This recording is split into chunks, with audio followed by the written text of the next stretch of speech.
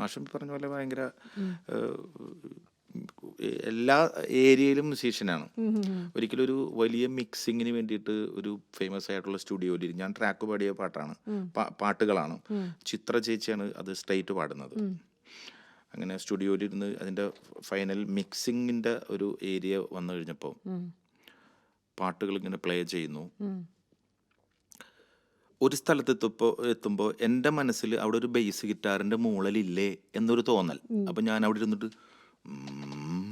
എന്ന് കാണിക്കും. അപ്പോൾ പുള്ളിക്കാരൻ സ്റ്റോപ്പ് ചെയ്യൂ, രാജൻ പ്ലീസ് സ്റ്റോപ്പ്. ഒരു എന്ത് ഒരു ബേസ് ഗിറ്റാറിൻ്റെ നോയ്സ് അവിടെ ഉണ്ടല്ലോ. അവർ തമ്മിൽ ഇല്ല മാഷേ റെഫറൻസ് നടത്തുന്നു, എല്ലാ ട്രാക്കുകളും ഇല്ല കുഴപ്പമില്ല, പിന്നെയും ചെയ്യുന്നു.